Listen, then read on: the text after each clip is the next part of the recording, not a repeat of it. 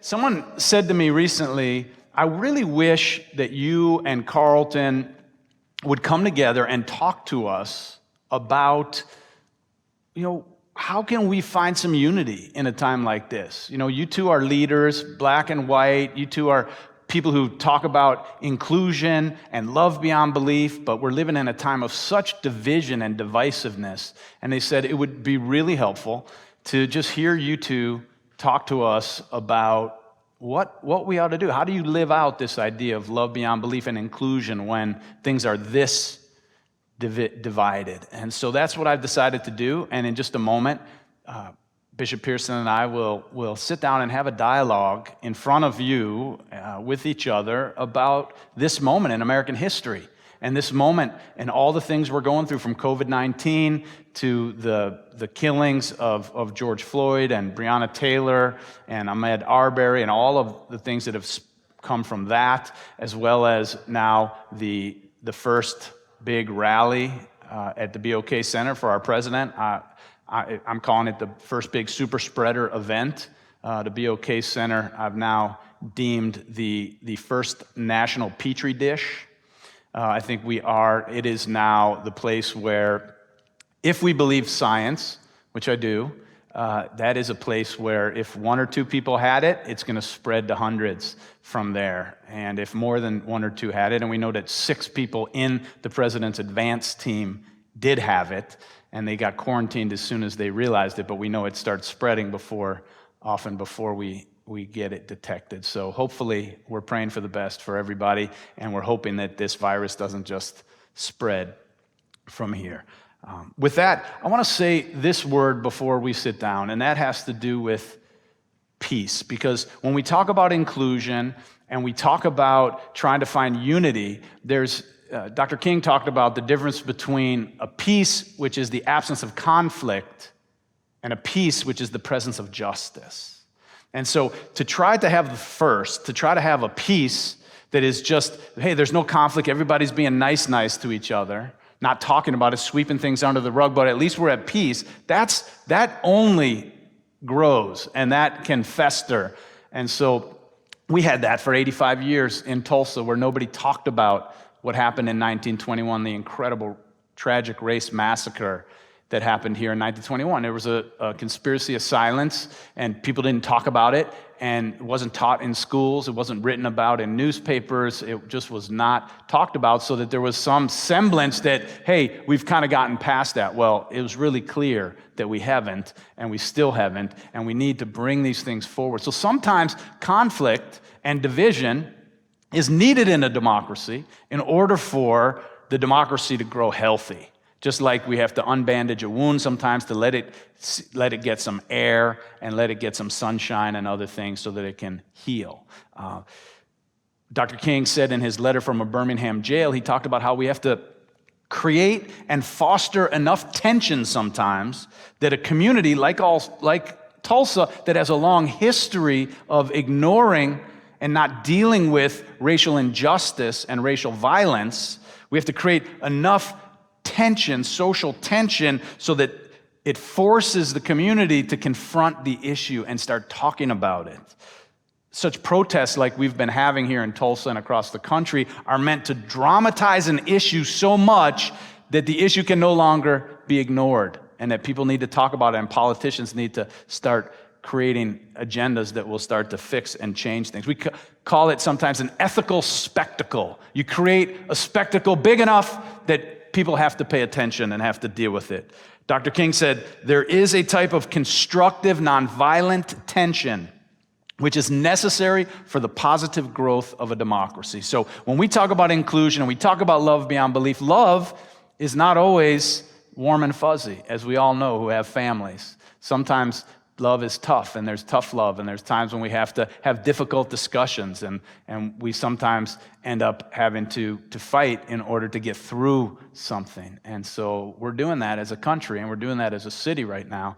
And here in our church community, our hope is that we all just stay at the table, and we stay in the conversation, we continue to love each other, and if we do, we can rise together to a beautiful and hopeful future. So with that, I'm going to come sit down with my good friend and colleague, Bishop Carlton Pearson. Bishop. Hey, sir. Hey, it's great to see you. I saw you online last night. We were part of that prayer vigil. Thank you for inviting me to be part of that. With you were excellent as always. Thank you. Well, Your you presence gathered made it. quite a group of people. Yeah. Bishop William Barber III and Jesse Jackson and Michael Beckwith and Marianne Williamson. yes, I mean it was quite. Two different imams. That's right. Islamic That's imams. right. And Rabbi. Bishop Yvette Flunders, who Oh, my I God. love. Bishop Yvette Flunders. Thank you. What a crew. She highly respects you as You well. have great friends, and thank you for that. And I just wanted to ask you, as we get started here, to just talk a little bit about what's been happening the last few weeks in America. I mean, we went from COVID-19 and the social distancing and the economy starting to tank, and then of course all these murders by police and vigilantes, and then protests in the streets. Now the big super spreader event of Tulsa. I'm just curious kind of what you're thinking about all that. Well, my position is that we're not as much in trouble as we are in transition. That the universe is cleansing and clearing and correcting itself, purging, purifying, and perfecting itself. It's all the way from global warming to the pandemic to the upheaval in political consciousness and race consciousness. There are two mournings going on. One is M-O-U-R-N-I-G, which is grief. Yes. The other one is M-O-R-N-I-N-G, yes. A new morning, a birthing, a new day. Right. And birthing is not as calm and peaceful as dying when you die naturally. Right. Natural death is quiet. Natural birth is loud and boisterous, and primordial fluids and noisy and messy. And so we're birthing something now. It looks noisy and messy, and there are a lot of primordial fluids flowing, but we're going to birth a baby, which is a new consciousness, a new country, a new character, and a new culture. And I'm happy. It feels like that. Yeah. And it does feel like that. It feels like we're on the edge of something. I was talking to some folks the other day about when we finally start to experience something that we've wanted for so long. There's this great excitement about the possibility, and this great sense of hope. Like, wow, maybe this is really going to happen. It's finally going to happen, right? Yeah. But at the same time, behind that often is some deep grief. Yes. That all of a sudden you realize, wait, I haven't had this for so long. Mm-hmm. This should have been this way a long time ago. Yeah. So then there's that anger and that rage and that frustration that comes with the fact that I didn't have this. You know, we talk about folks who didn't have fathering or mothering. This is Father's Day. We'll talk about fathering. Didn't have father in their lives. And so all of a sudden, at some point they get older, and some men start to father them, and they feel that, and they're so happy. Oh, I'm feeling, this is what it feels like to have a man, an older man who cares for me and takes care of me. But then underneath that, all of a sudden, with that joy was, oh my God, I went through all those years without it. There's the mourning. And the mourning that comes. So the mourning, as you said, and the mourning that both come together. We're in that moment.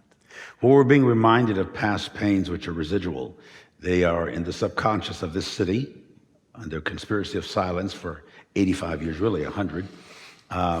We're saying, did that really happen here? Is that spirit still here? Is that energy still here? We saw a little of it downtown last night, but it didn't explode because we want peaceful healing. We want peaceful demonstration, but we want it to be poignant. Yes. It needs to disrupt and upset and irritate. And so we have to, there's a certain amount of that that's necessary for the change to be made. I was just on the phone this morning with with a young, his name is actually Charles Brooks. He's running against Mitch McConnell. He's running in the primary against a lady he's about 6 points, Amy, a brilliant young woman. He's a little bit ahead of her, and he was on the phone with me and Jesse Jackson this morning and some others. He knew me from Azusa Music and all that, and I prayed with him and encouraged him, because if Kentucky, and he's getting an appeal, white poor people in Kentucky love him. And they're looking toward him. Bishop Barber has been there. You go into the coal miners. Hurting people hurt people. So hurting people want to be healed. And if they can find a healer, not somebody that's going to exacerbate them, but heal them with a promising word. And that's what we're looking for in this country right now. Somebody with a healing word. Yes. That is restorative and conciliatory, then reconciliation. Right. We're looking for all of that. I think you made that point last night. That's right. It's brilliant. That's right. Well, thank you. And Reverend Barber, William Barber III, if folks haven't heard of him, he is outstanding. And We're getting he's here. one of those, and he's bringing people together. It's called a fusion movement, I've heard him describe it as. Yes. And it's a poor people's campaign. And it's black and it's white and it's all different colors and it's gay and it's straight and it's Christians and Muslims and Jews and it's everybody together creating this fusion movement. And so often race has been used to divide people who otherwise have a lot in common. So you talked about Kentucky. This is what made me think of that, was how you have these poor white folks in Kentucky who actually have a lot more in common with a lot of the African Americans in Kentucky. Yep. And if they would realize, if race wasn't keeping them apart, they come together, they can outvote the Mitch McConnells or whoever, if they're not represented. The people who are not representing them. Jesus is quoted to have said, "The poor you have with you always." There's something about the poor. There's always going to be the largest number of humans on the planet for some reason.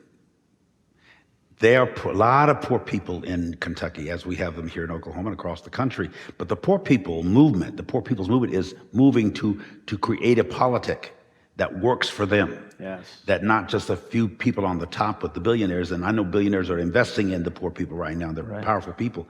But the poor is going to finally be heard. Right. Jesus said, "I came to preach the gospel to the poor." His first gospel was to the poor. I don't know what this gospel we call ourselves preaching today. His was to the poor. Right. And about the poor. That's right.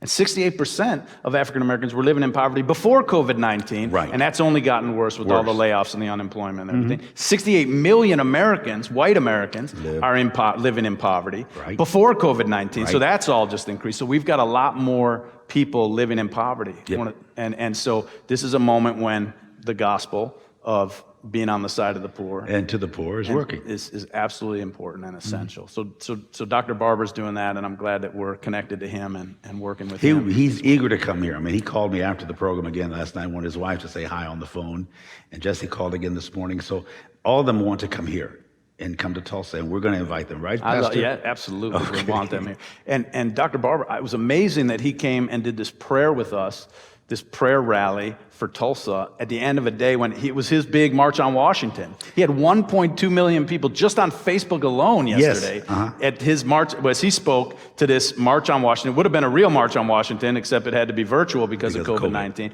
1.2 million on Facebook, but it was also run on C-SPAN, a number of other stations. I don't remember which ones, but he doesn't even have those numbers. So this reached a lot of people, this Poor People's Campaign. He's packed out National Cathedral everywhere he goes, even overseas, and he's in constant pain. He's never without pain. He took a nap just before the show last night. We both were talked just before we went to sleep last night. He's constantly in pain. He never complained. You wouldn't know it, but he keeps pushing. He's a tremendous spirit, amazing man. And I love his family. I'm going to go up there and eat some collard greens with him. Okay. That sounds good. I want to join you for that. I remember when he was introduced at Phillips Theological Seminary here in Tulsa a couple years ago, the person who introduced him said, "This man is often compared to Martin Luther King Jr., and he is the Martin Luther King Jr. of our times." And I looked over, I think I was with Pastor David Smith, and I looked over and I said, "Man, that's not how you want to be introduced. If you get introduced like that, you have to live up to that." Can you imagine? But by the time he was finished, I said, "Woo." Yep. He had no problem living up to that. He has grasped history and facts. You heard him at the end last night. I told him last night on the phone, we should have put you on at the top. He wanted to be at the end so we could announce the Poor People's March today, the campaign today on the 20th. But his message was we had around 52,000 was the peak audience last night, I learned. But I wanted him then because that word he shared, which he shared with me privately before, was powerful, that during the 1921 riot, the president of the United States at that time was very racist, and he was denying the Spanish flu. Right. Which killed millions. He was calling it the Spanish flu too, to blame it on the Spanish. Like the president's blaming it on the Chinese. I heard him again this morning saying that. That racism thing is coming to a screeching end as far as its characterization of the culture. It looks nasty and sloppy and slimy and sludgy. But at this time, young white people are awakened and bold. I mean, they're Generation X and millennials. I was in Beverly Hills the other day, and Brentwood and Westwood and Santa Monica. The buildings were boarded up, and right in front of my house are these young people, 300 or 400, mostly all white, very bright, very intelligent, walking through the city, very peacefully demonstrating, holding Black Lives Matter posters, little white kids. I couldn't hardly find blacks in that group. We've never, every person of all age categories, into their hundreds or black people are saying, we've never seen this. This is not just a tipping point. This is a turning point, Right. and young people are leading it. That's absolutely true. Remember when we put Black Lives Matter on the sign after Trayvon Martin was killed? We had some folks come from the neighborhood and other places come, and they didn't like that at all 3 years ago. Well- But now you have people walking through the streets, doctors and lawyers and everybody, white and black and Asian and all kinds of folks. What's outstanding about you is I went to your house. You live in an almost an all-white neighborhood here in South Tulsa, and you have Black Lives Matter. I don't have one in front of my yard. I was embarrassed. I said, this white man is bold and courageous and in your face with decency and dignity. You're a class act, Marlin. Well, I'm so proud to call you my pastor. Thank you. My family loves you. This church loves you. This community not only loves, but highly respects you. In all the circles you travel, you've shown it, and Reverend Dr. Wolf, who preceded you, this church, All Souls, has always demonstrated a very progressive mindset. You've always been in the trenches. You were out this weekend, members of our church, offering water at the Greenwood Cultural Center, where people were doing tours around the new Black Wall Street. I'm just proud to say I'm a Unicostal part of your church. Well, that means a lot to me, and I really appreciate that. And I want to say something about this, that people get confused. There's a couple of things that I think people conflate, and this is something I think we could bring some light to. One is the difference between white supremacy and white people. You know, the enemy is white supremacy. We're trying to get rid of white supremacy, but our enemy is not white people, and that's Right. where, I think true. it gets twisted, and a lot of times it becomes about white people, and then white people are like, hey, I'm feeling like I'm being attacked. No, white people aren't being attacked as people. We love people, and the point is that white supremacy just needs to die, and it lives within all of us. It lives within people of all colors and races and cultures and ethnicities. Well, in white supremacy, black people were attacked. Not just black person, black people.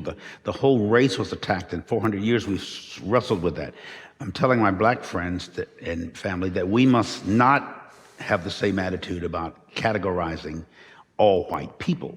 Because most black people today, particularly the more educated ones, but even some who've never been to a school, have white friends, neighbors, and they love them. And they've been interacting with them. They've been trading places, if you will. That's part of the healing of the country. It's those who continually separate themselves from other people. If you don't have a gay friend, if you don't know somebody outside your race or your religion with whom you have some meaningful fellowship with, then you're missing the human species experience. Right. We are special because we're special. Right. The species, where species comes from, we're all special. That's what calls the human species. So if you're just into your clan, clique, club, cult, then you're missing the American experience. Yes. We need to imagine each other's. Somebody said to me the other day on the phone, a white man who was interviewing me, a friend of mine. He said, Bishop, what can I do to help black people? I said, well, try to be black. Try to imagine blackness. Try to imagine the experience, and it kind of stunned him.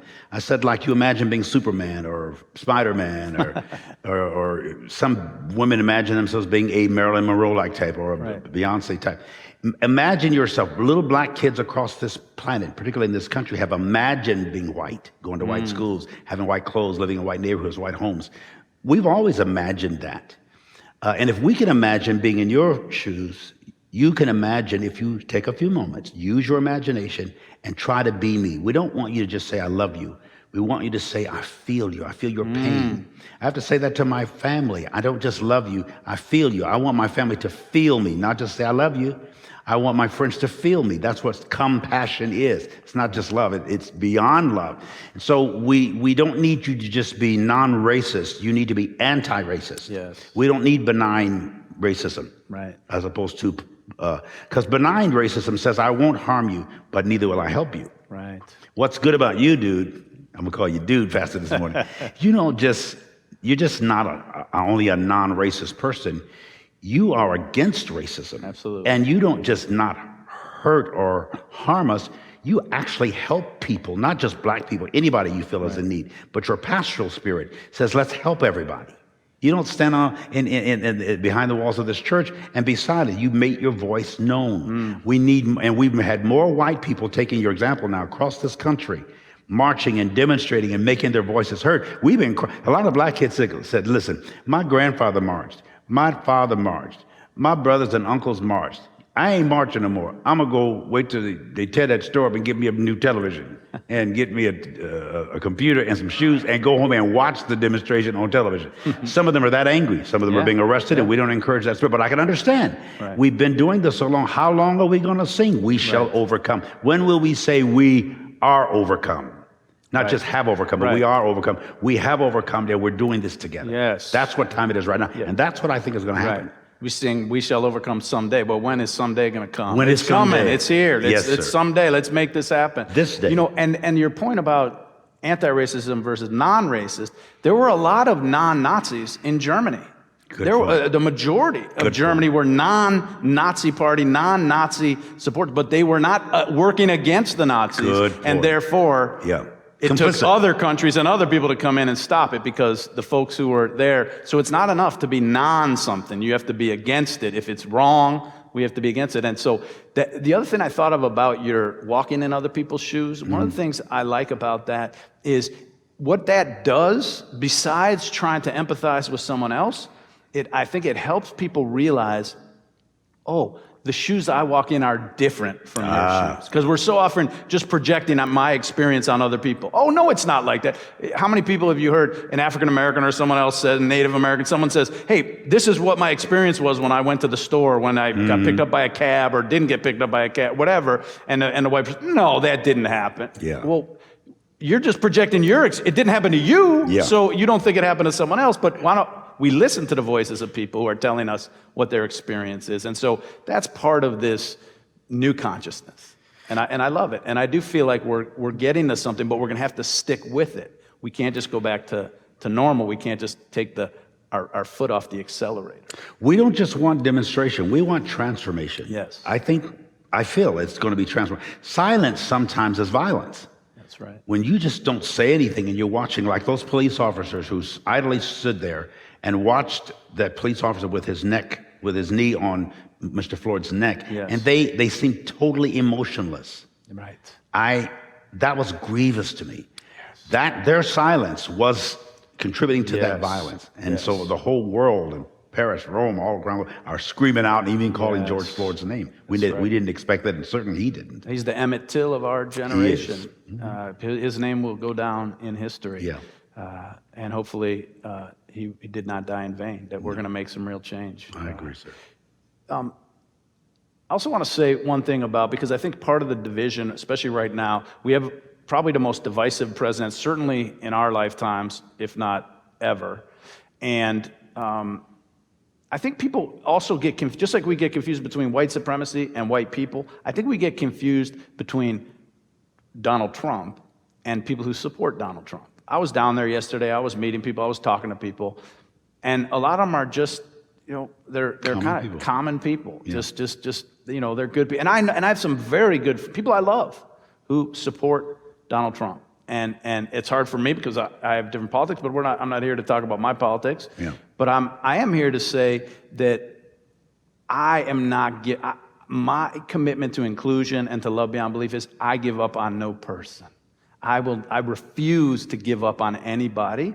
And so just because someone disagrees with me politically or religiously, in this church, we don't tell people what to believe about God or heaven or reincarnation. We let people make up their own minds. Sure. People make up their own minds around who they vote for, and I'm going to continue to stay in dialogue with people, and we're going to disagree, and I'm going to share what I think. But at the same time, I think that sometimes people feel like because they're against the candidate and their agenda, that they have to be against everybody who supports that person. And I think that creates incredible division. I remember Dr. Wolf said to me in this home, and it kind of shocked me, though I'd already been thinking, but he put it in these words. He said, "Make America great again simply means make America hate again." He actually said that. Yeah, wow. And I added legally. You could legally bully people, Jews, ethnic people, immigrants. And at years ago, it was legal to lynch. We shouldn't be dealing with a lynching law right now in the 21st century, and it hasn't even passed an anti-lynching law. So Dr. Wolf's words pounded my heart. I've been repeating them many, many times. Yeah. This man had a keen perception of how things were, are, and should be. And so Donald Trump represents, to many people, not all people. I have many friends. I know African-American friends, preachers, who support him. I had friends at the convention center, business people sitting near him last night who were happy to be there.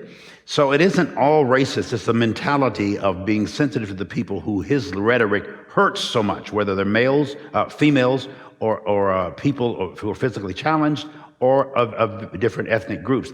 White being right and white superiority is more than actually more prevalent than white supremacy. Right. And Jesus told us to love our enemies, not just love our neighbors, but love our enemies. And that is one of the hardest parts of that call from Jesus is to love our enemies. I'm glad Jesus didn't say like them all, because I love y'all, but I don't like a lot of and so I got to tell you that. That's right. That's right. And so when we talk about loving our enemies, when we talk about love beyond belief, it's about loving people beyond what they believe, but hopefully loving them into transformation. That's what love isn't always soft and warm and fuzzy.